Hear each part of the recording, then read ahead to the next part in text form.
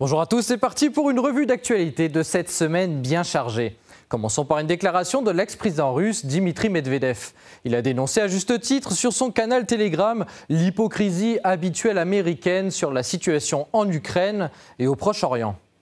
Quelle est la différence pour Washington entre ce qui s'est passé au Proche-Orient et les événements en Ukraine? Les États-Unis ne veulent pas d'une grande guerre au Proche-Orient. Ils s'efforcent de préserver un équilibre et de faire preuve de retenue. Les meurtres à Gaza assombrissent les perspectives de Biden aux élections. La guerre entre Israël et l'Iran crée une incertitude supplémentaire. Quant aux morts chez nous, ils ne s'en soucient pas. Plus il y en a, mieux c'est, de tous les côtés. Car, comme disent les responsables américains, c'est un investissement et ils continuent d'investir. Surtout que le soutien américain fait faire un cacaboudin à notre cher Zelensky. L'ex-pianiste désormais reconverti en vendeur de pull kaki a avoué les problèmes de l'armée ukrainienne. Oui, moi aussi, j'étais vraiment sous le choc. L'Ukraine n'a aucune chance de gagner sans l'aide des États-Unis. C'est très difficile pour nous.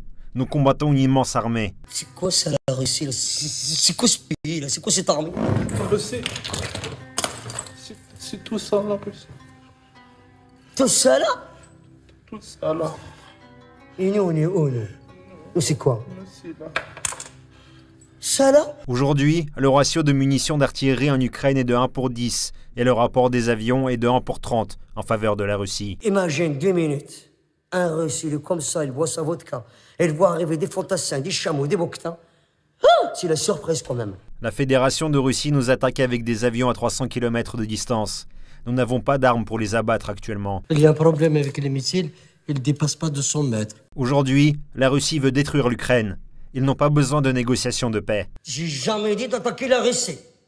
J'ai jamais dit ça. Hein? Je suis pas un hurluberlu. Hein? Est-ce une crise de jalousie car son papy Biden donne plus d'attention et d'argent de poche à son autre protégé Israël?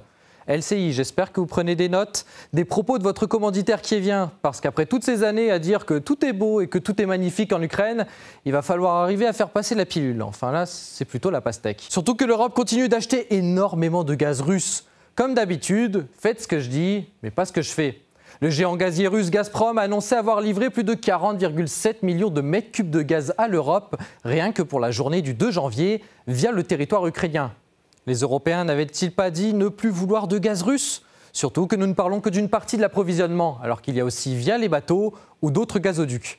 Enfin, pas tous les gazoducs, hein. Certains explosent mystérieusement sans savoir qui est responsable, alors que les accusations occidentales sur bien d'autres sujets sont faites dans les 2 minutes chrono. En plus, l'Allemagne a enregistré une récession pour le 4e trimestre 2023. Le seul concurrent industriel européen, Washington, dont la rentabilité se joue sur l'achat massif de matières premières russes, disparaît. Paf, on met du gaz dans l'eau et Berlin boit la tasse. Alors que le FMI a annoncé revoir à la hausse la croissance russe à 3,2% au lieu de 2,6%. Les sanctions sont efficaces. Nous allons donc provoquer l'effondrement de l'économie russe. La Russie est d'ailleurs tellement isolée que 40 candidats se pressent la rejoindre à la porte des BRICS. Après l'incorporation en début d'année de nouveaux membres, de nombreux pays souhaitent rentrer dans le club qui entend bien rivaliser avec le G7 occidental. Chaque mois, ce nombre augmente. Cela indique qu'une interaction libre et flexible au sein des BRICS est très attractive. Au départ, ils étaient 4, puis 5, puis désormais 10 et peut-être bientôt 50. Qui seront, selon vous, les prochains membres? En tout cas, pas Macron. Après avoir fait la demande de pouvoir assister aux BRICS, bien évidemment demande refusée, Emmanuel Macron a de nouveau fait sourire en demandant une trêve, que ce soit en Ukraine, à Gaza ou au Soudan pendant les Jeux Olympiques. Quand les armes se taisent, vous devez renégocier. Et donc vous devez vous retrouver autour de la table avec ceux contre lesquels vous avez combattu. On va œuvrer à la trêve olympique. Et moi je pense que c'est une occasion sur laquelle je vais d'ailleurs essayer d'engager beaucoup de nos partenaires. Le président chinois vient dans quelques semaines à Paris. Je vais lui demander de m'aider. Je pense qu'il devrait plutôt commencer par s'attaquer à une trêve avec sa propre population ou à l'utilisation des 9 milliards d'euros pour les JO pour tout rénover. Pour rénover la cave de l'Élysée, en tout cas, il y a du monde. Mais pour les Français, à quoi bon? Les étudiants virés, la pauvreté masquée, le prix de chaque poste de dépense qui a flambé, les hôpitaux s'en font. Vous devez vous serrer la ceinture, sinon ce sera un coup de fouet. Pour ceux qui veulent fuir l'Occident et qui envisagent la Russie, j'ai lancé une newsletter hebdomadaire gratuite avec un guide offert à l'inscription. Tout est en description. N'oubliez pas de vous abonner et de me rejoindre sur les autres réseaux sociaux, que ce soit Telegram, X ou Instagram. Et on se dit à la semaine prochaine dans une prochaine vidéo.